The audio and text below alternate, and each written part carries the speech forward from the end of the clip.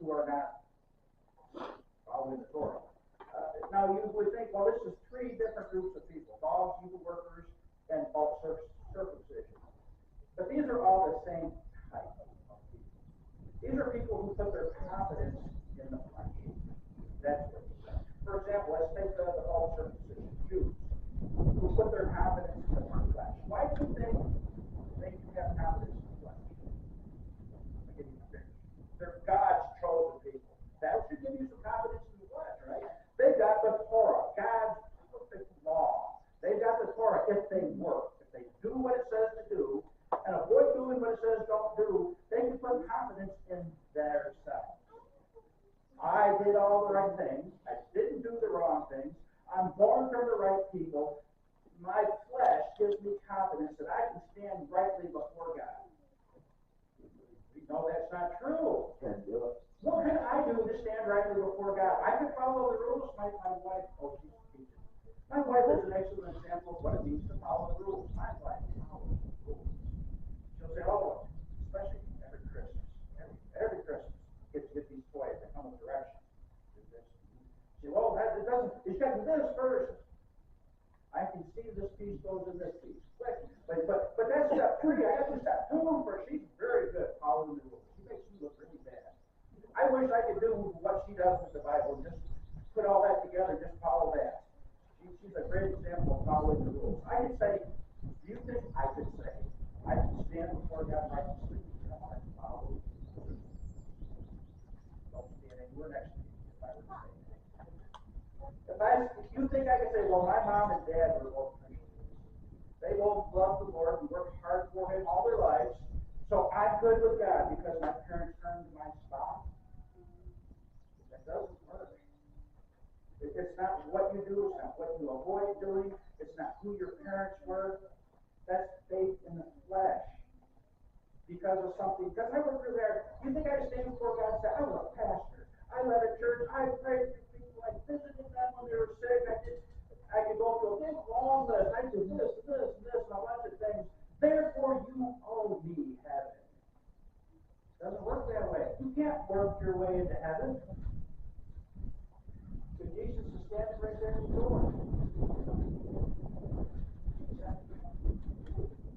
Well, my faith is not in what I've done. My faith is in what He's done. And I know what He's done. He died for us. He rose again for us.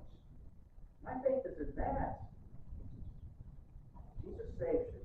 You don't get any credit for your salvation. That's that old Christian argument. Can you lose your salvation? Have you ever had people today, can you lose your salvation? I'd say you really need to rethink that idea. How did you get saved to start with?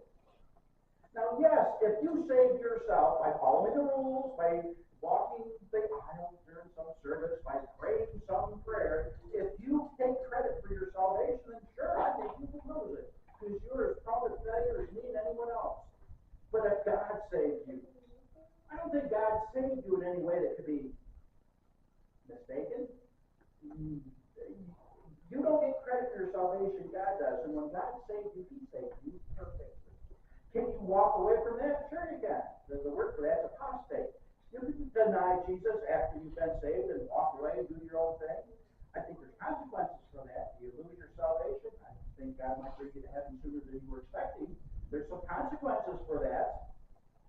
But no, I don't think you can lose your salvation. I think you can mess your life up 7 ways to Sunday, short of Christ or without Christ, or trying to live your life your own way. I think you've done that for a while. Ephesians 2, verses 8 and 9, you are saved by God's grace through faith, and not a result of your works, lest anyone boast. You know those verses.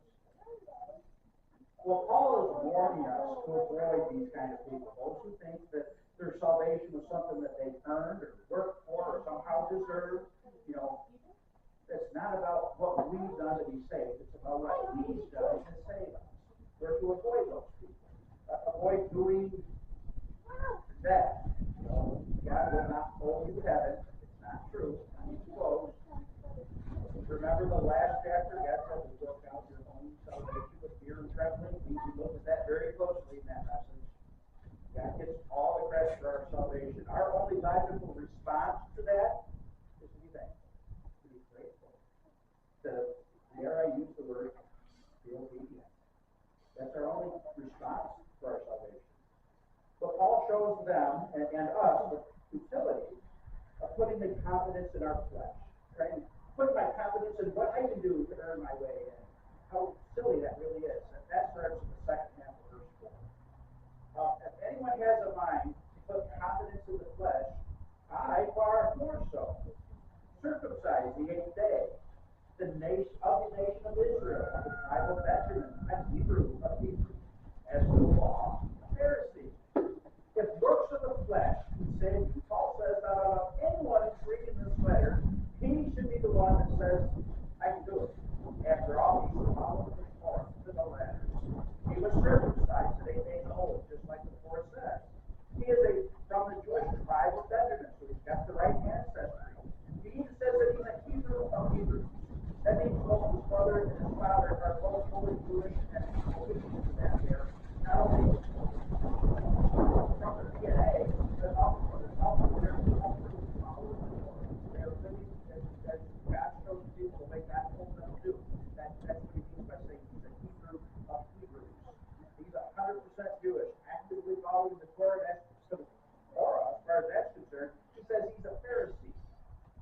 In Acts chapter 26 that we just looked at recently, Bible study, it says there that Paul was a member of the strictest sect of Pharisees. These are like the elite, the hardest to follow way of Judaism. And this was the way that Paul was.